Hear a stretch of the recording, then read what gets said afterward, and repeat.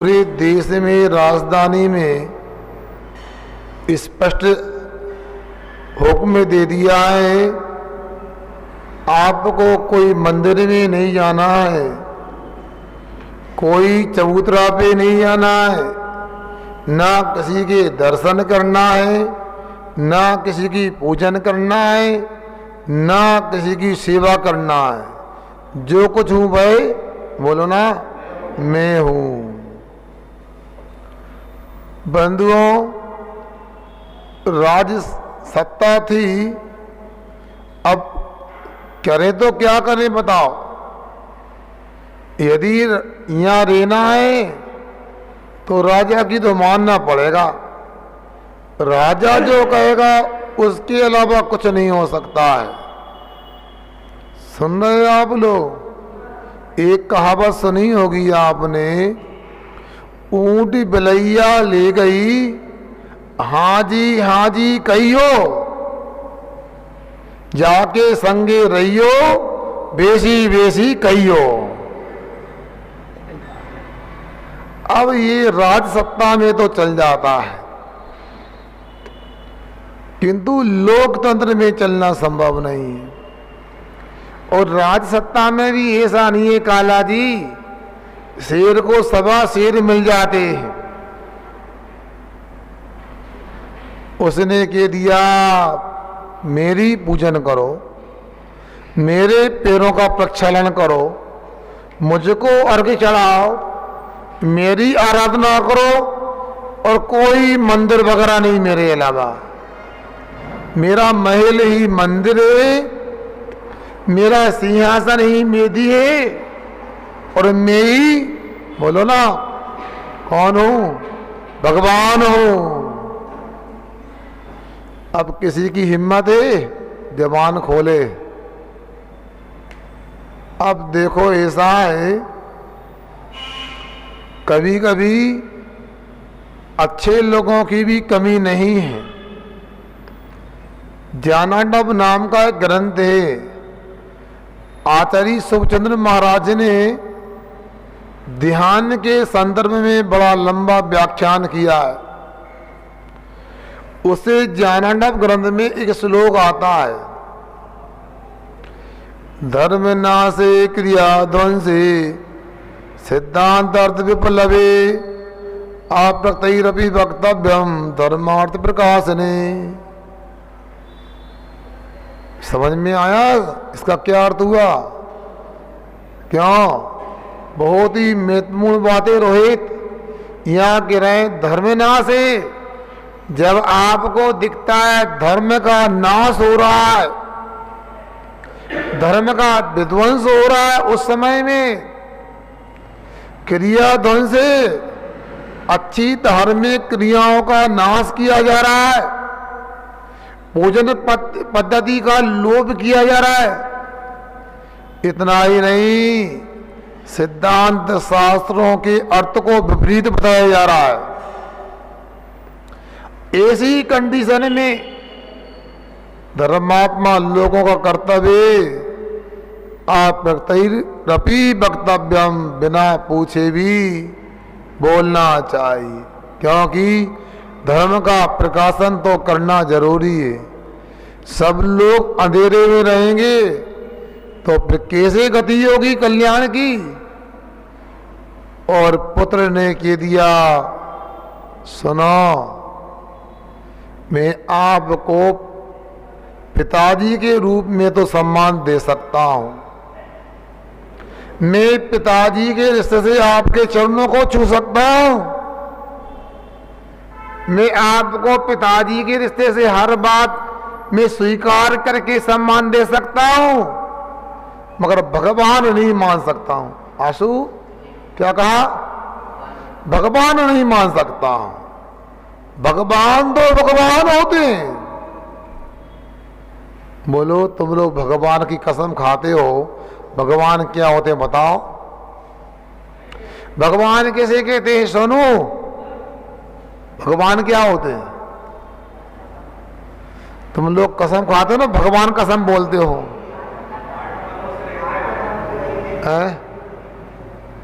आठों कर्मों से रहित होते हैं। इतना ही नहीं, 4 कर्मों का भी नाश करने वाले अनंत भगवान होते हैं। और पंच परमेश्वरी को भी भगवान कहा जाता है। अनंत सिद्ध की अपेक्षा से सिद्ध भगवान तो दिखाई नहीं देते, इसलिए सिद्ध भगवान की बात अभी नहीं हो रही, बात अनंत भगवान की हो रही है। अनंत भगवान क्या होते हैं इनको समझना है, और अनंत भगवान को ही मुख्य करके भगवान का स्वरूप कथन किया जाता है। रत्न कंडक श्लोक का 4 यदि आपने पढ़ा हो, वहां पर 5वें नंबर का श्लोक याद करो। महाराज जी चाहे नंबर बोलो चाहे ग्रंथ का, हमें कुछ नहीं आता है। आएगा, जरूर आएगा, विश्वास करो। किसी ने कहा प्रमोद भैया आस्था का दीप जलाए रखिए, सुबह होने को माहौल बनाए रखिए, माहौल बनाए रखिए। अब आस्था है नहीं है, श्रद्धा है नहीं है, विश्वास है नहीं है, हो ही नहीं सकता। एक काम करो, मेरी बात मान लो, अपनी डायरी खोलो, उसमें एक शब्द काट दो, ये नहीं हो सकता। सुनील, ये हो ही नहीं सकता, इस वाक्य को काट दो, तुम्हारा हर काम होने लगेगा। बताओ, तुमने अपनी डायरी में सबसे पहले क्या लिखा है? ये हो ही नहीं सकता। क्यों प्रमोद भैया, ये हो सकता है क्या? रात की अनुभूति बताओ, हो सकता है क्या? है? हो सकता है? प्रयास करना चाहिए। और बंधुओं, भगवान का स्वरूप अपने को समझ में आएगा। अब धीरे धीरे स्वाध्याय करेंगे तो स्वरूप समझ में क्या आ जाएगा। अरे भगवान के स्वरूप में विश्वास हो जाएगा।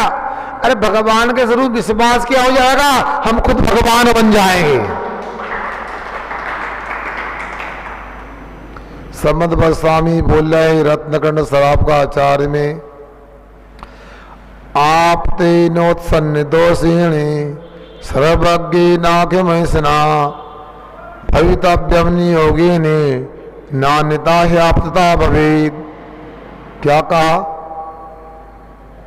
यहां ये कहा जा रहा है उत्सन्न दोषेण, जिनके सभी प्रकार के दोष निकल गए, बीतरागी हो गए, जो सर्वज्ञ हैं,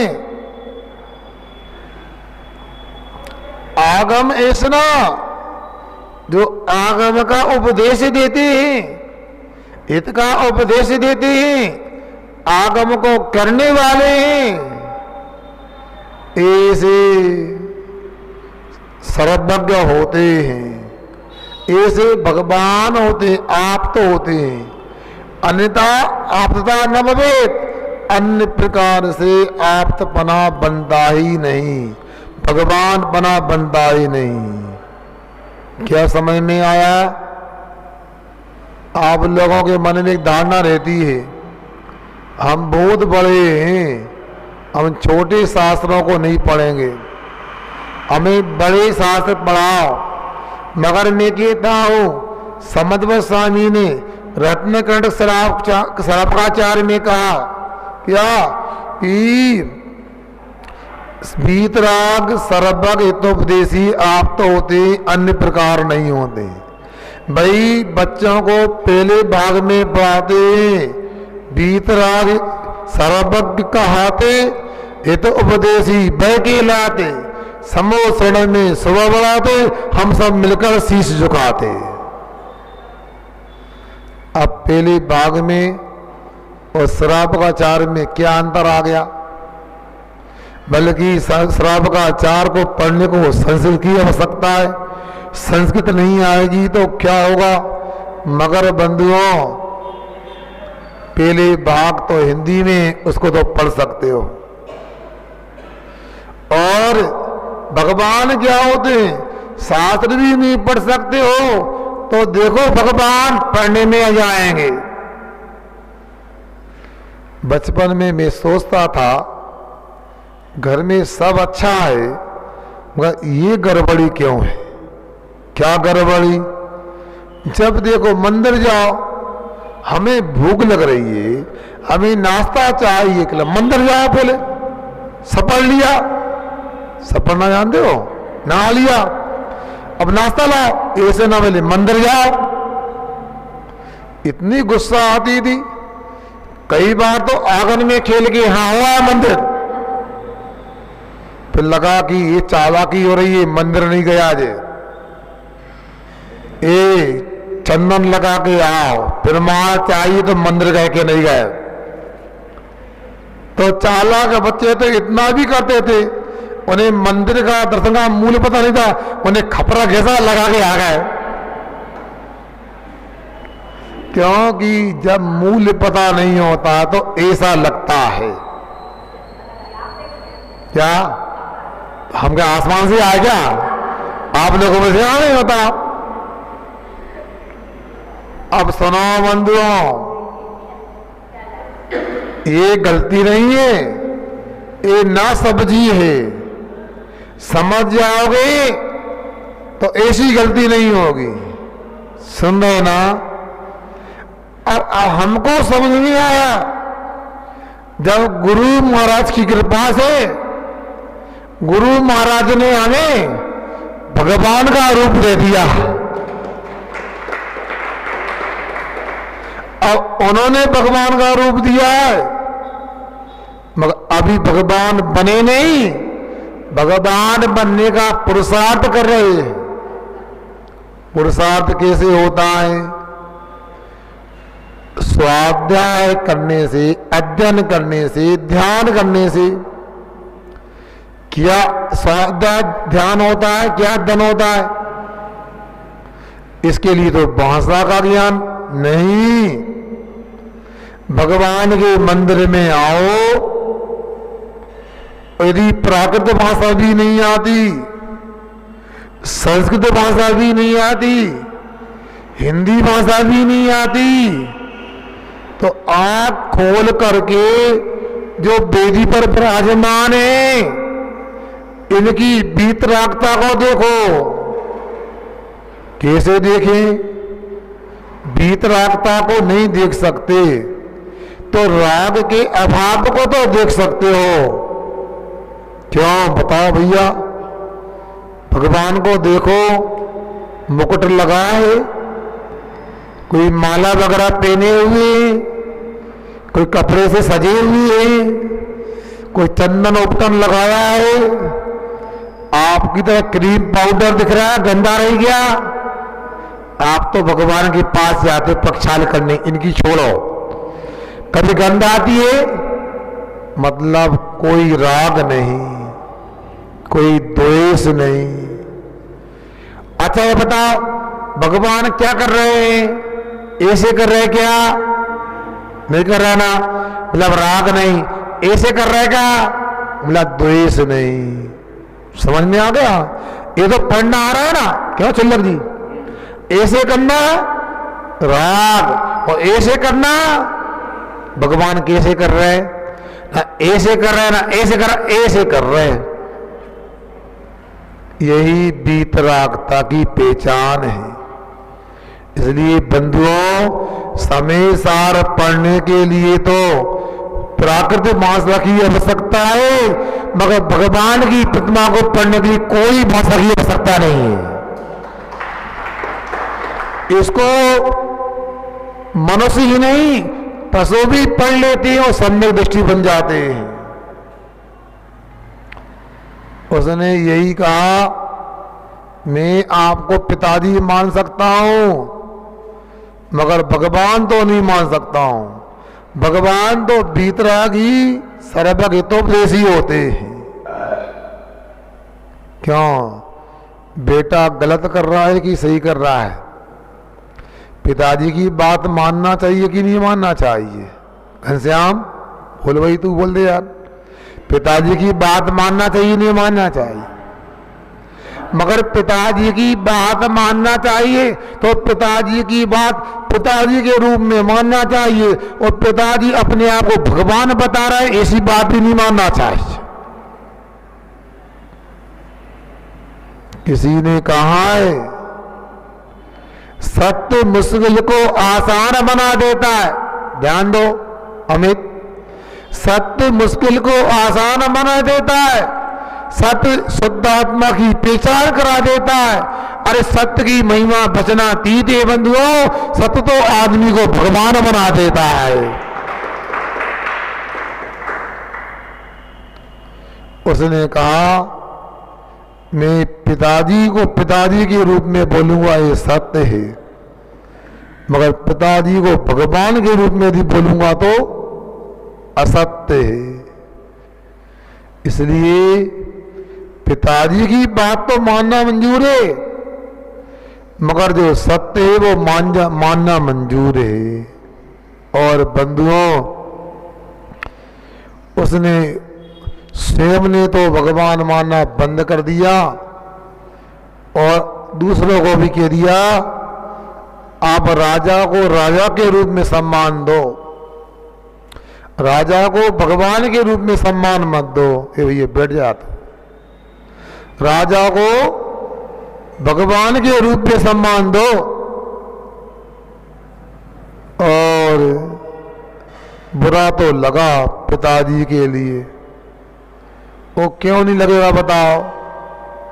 अपने वाला ही अपने विरोध में खड़ा हो जाए तो ज्यादा बुरा लगता है। पराया व्यक्ति अपना विरोध करे उतना नहीं अखरता। क्या सुना?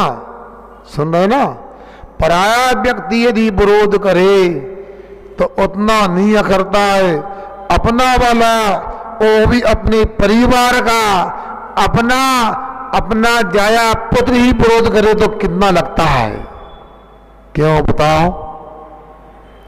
आप लोग तो अनुभव करते होंगे, जब आपकी बच्चा आपकी बात नहीं मानता, आपका बच्चा आपकी बात नहीं मानता तो कैसा लगता है?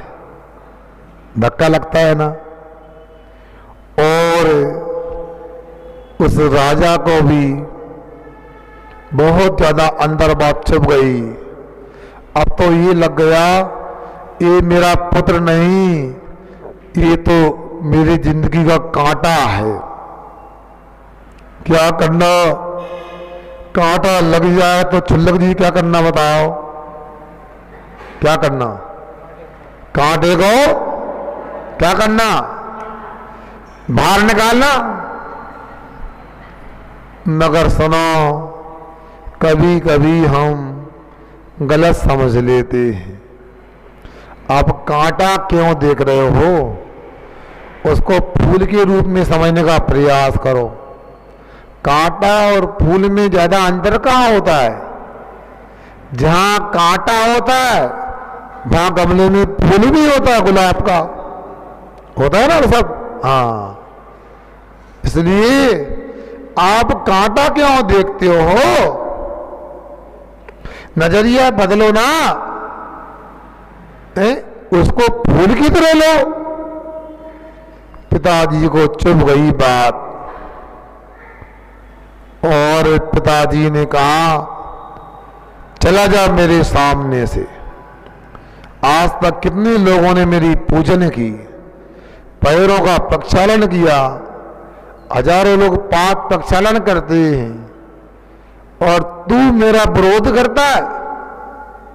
अरे तुझे नहीं करना मेरी पूजन, नहीं करना मेरा विधान, नहीं करना नमस्कार, मत कर। दुनिया को क्यों भगाता है? सुन रहे अरविंद जी, अरविंद कुमार, आवाज नहीं आ रही? मतलब खुद को नहीं करना ठीक और दूसरों को भी भड़काता है। रात में नींद नहीं आती थी, ये लड़का कैसा है मेरा, दुनिया मुझे भगवान मानती है और ये मानता नहीं है। अच्छा मैं एक बात पूछूं आपसे, यदि उस राजा के आप पुत्र पुत्री होते, आप भगवान मानते कि नहीं मानते? सही बोलो। उस यदि आपके पिताजी आपसे कहें मुझे भगवान मानो, क्या करोगे? बोलो, भगवान मानोगे पिताजी को? ये सही सही बोलो, ऐसे नहीं हिलाओ। हम दाऊद की सब ने हमें मंडी की सब बातें माला में हैं। अरे सुनो, अब मैं बोलना बुरा नहीं मानना। अरे तुम जिंदे पिताजी को तो भगवान मानो नहीं मानो, तुम मरे मरघटा को भी भगवान मान लेते हो। तुम तो कब्र की भी पूजन कर लेते हो, भगवान छोड़ देते हो। मैं कड़वा बोलना, बुरा नहीं मानना। बोलो, कब्र भी भगवान होते हैं? बोलो ना, ईमानदारी से बोलो, कब्र के अंदर भगवान होते हैं? तो आखिर ऐसा क्या होता है? चादर चढ़ाई जाती, लोगों छोड़ा जाता है। अब सोचो, पत्थर में भगवान हो सकते हैं, लाल पत्थर में, काले पत्थर में। मगर ये भी सोचो, मैं आपको अभी शायद समझ में नहीं आया कौन सा प्रसंग समझ आएगा, समझ में धीरे से खोलूंगा मैं। आप अपने पिताजी को भगवान स्वीकार कर सकते हो क्या? पिताजी को पिताजी के रूप में स्वीकार करना तो अच्छा, भाई को भाई के रूप में स्वीकार करना अच्छा होना भी चाहिए। बड़ों का सम्मान तो होना चाहिए। मैं तो पाठशाला वालों से कहूंगा कि स्लोगन है मेरे पास, आप ले लेना, चाहे तो दीवार पे लिखवा दो। एक स्लोगन मैंने बनाया था, ध्यान से सुनिएगा। बड़ों का सम्मान करना छोटों का कर्तव्य है, और छोटों को पाठफल देना बड़ों का कर्तव्य है। क्या कहा? सुनो, बोलो ना। बड़ों का सम्मान करना छोटों का कर्तव्य, और छोटों को पाठफल देना, इसमें गड़बड़ तो कोई नहीं है ना? नहीं है ना? स्वीकार है ना? लिखवा देना फिर। अब सुनो बंधुओं, वो बार बार बोल रहा है कि मुझे पिताजी मानने में दिक्कत नहीं, मैं पिताजी के चरणों को छू सकता हूं, मैं पिताजी के सिर को माथे पर रख सकता हूं, मैं पिताजी के पैरों के जल को माथे पर लगा सकता हूं, मगर पिताजी को पिताजी के रूप में ही मानूंगा, मैं भगवान के रूप में नहीं मानूंगा। गड़बड़ तो नहीं इसमें? क्यों? उस लड़के ने पिताजी को भगवान स्वीकार नहीं किया, गलत किया क्या है? सही किया। इसलिए मगर पिताजी को तो लगा कि भैया घर की खूंटी से ही आंख फूटती है, दुनिया के लोग विरोध करते तो चल जाता, मगर मेरा ही पुत्र विरोध कर रहा है। रात रात नींद नहीं आई, मगर एक दिन बड़ा प्रसन्न हो गया राजा। अब समस्या का समाधान हो गया, अब ताले की कुंजी मिल गई। क्या करना? मेरी बहन है, उस बहन को देवी ने प्रसन्न होकर वरदान दे के रखा है। क्या वरदान दिया है? वो बहन मेरी अग्नि की भट्टी में भी गिर जाए जलेगी नहीं, अग्नि कुछ नहीं कर सकती। मेरी बहन को वरदान है, मन तो करता है इसका मैं ही काम तमाम कर दूं। मैंने क्या ऐसे ही पुत्र को जन्म देने के लिए गृहस्थी अपनाई थी? इससे नीच कौन हो सकता है? इससे निकम्मा कौन हो सकता है? अब क्या होता, दुर्जन को तो सब दुर्जन लगते हैं, और सज्जन को सब सज्जन लगते हैं, नजरिया अलग अलग होता है। द्रोणाचार्य थे, नाम सुना आपने? क्यों राजीव? द्रोणाचार्य कौन थे? पांडव के गुरु थे, बोल लो। पांडवों के कौरव गुरु थे, सबको पता है। एक बार अपने शिष्यों को लेकर, कितने शिष्य थे? हैं?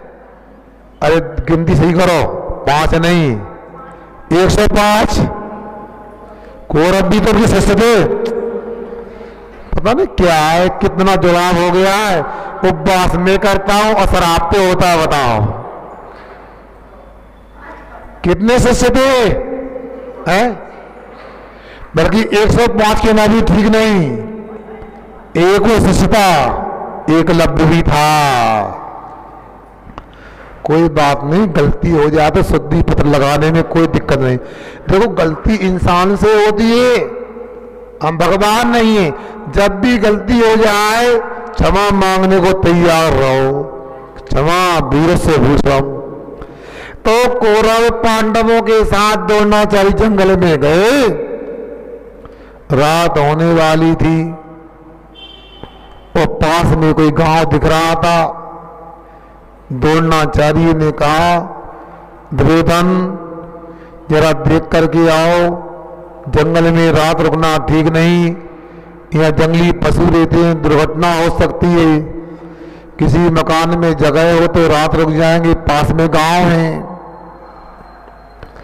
दुर्योधन गया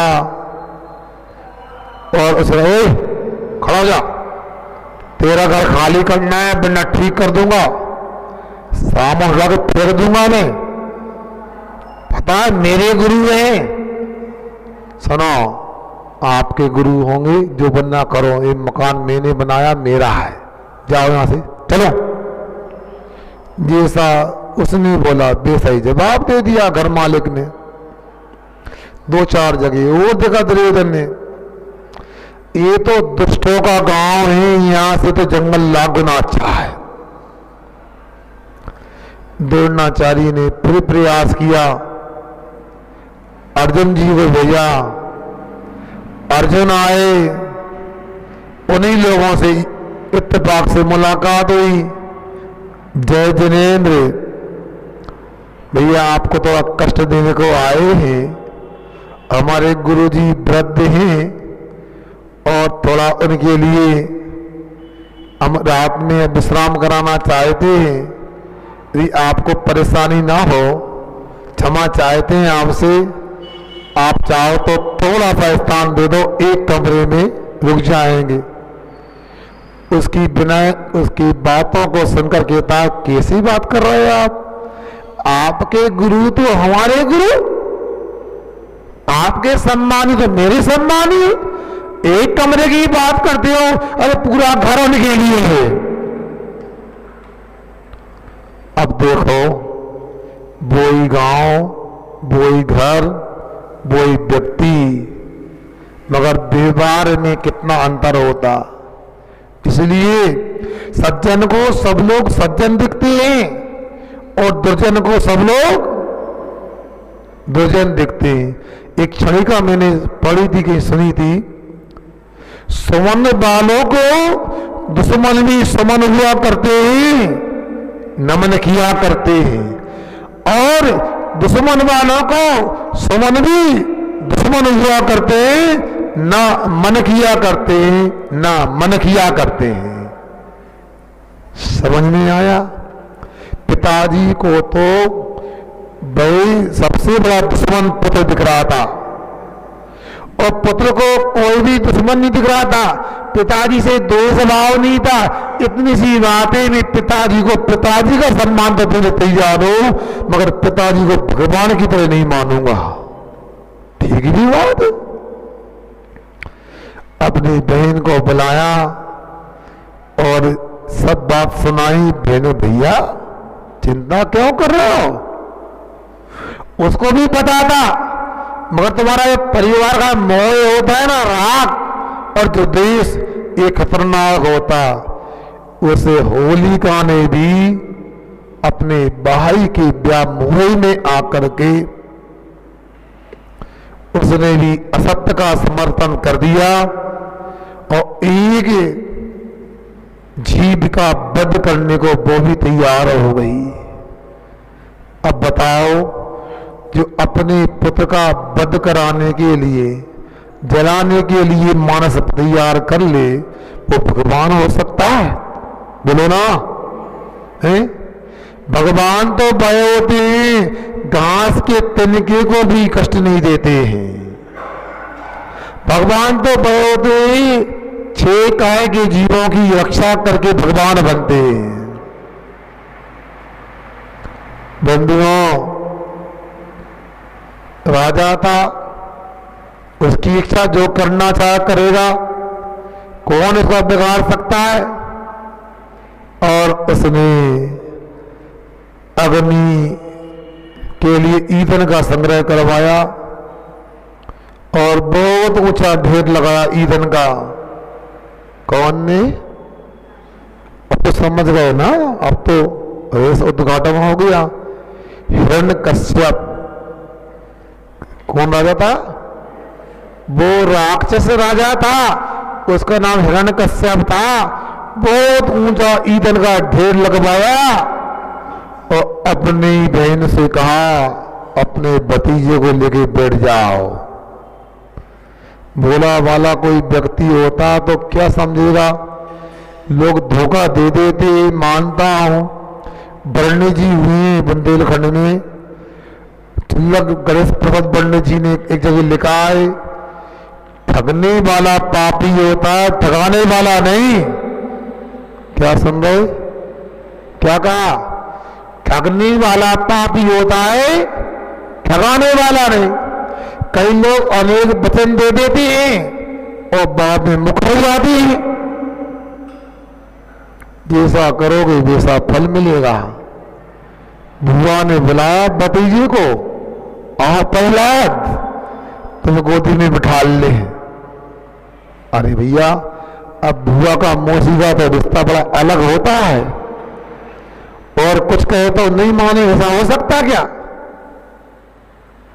और होली का बुआ ने प्रहलाद भतीजे को बिठा लिया, कहाँ? गोद में बिठा लिया, और धीरे से पीछे से आग लगा दी गई। उस पापी राजा को, वो अपने को भगवान मानता था, उसे पूरा विश्वास था, पूरा विश्वास नहीं, अति विश्वास था, मेरी बहन बचेगी और मेरा पति जल जाएगा, फिर दुनिया के लोग मुझे भगवान मानेंगे। एक कैसी मान कसाई की परिणति, कैसी विडंबना बताओ। क्या पिताजी का सम्मान कम होता क्या? मूर्ख भगवान गिलवाना चाहता है। जो अपने आप को भगवान मानता है वो भगवान हो नहीं सकता है, और जो भगवान होता है वो कभी अपने को भगवान नहीं मानता है। और पता लगा कुछ घंटों में पूरा ईंधन जल के राख हो गया, और बुआ का तो पता नहीं लगा, और भतीजा हंसते हंसते नमः सिद्धेभ्या, नमः सिद्धेभ्या, नमः सिद्धेभ्या। ये सत्य होता है बंधुओं, सत्य परेशान हो सकता है, पराजित नहीं हो सकता है। आपके देश की मुद्रा में छपा रहता है, सत्यमेव जयते, सत्य ही जीतता है। देर कितने भी हो जाए अंधेर नहीं होती। और दूसरी बात, सत्य को ये भी जीतने की भी विकल्प भावना क्यों, उसको जीतने की दरकार भी क्यों? एक श्लोक ये भी हमने बनाया है, अपनी योग्यता का प्रमाण पत्र, पर प्रशंसा नहीं अपितु आत्मसंतुष्टि होती है। दोबारा कहूं, अपनी योग्यता का प्रमाण पत्र, पर प्रशंसा नहीं अभी तो आत्मसंतुष्टि होती है। अपने मन से पूछो, हाथ रखकर पूछो, जो मैं कर रहा हूं सही है कि गलत है।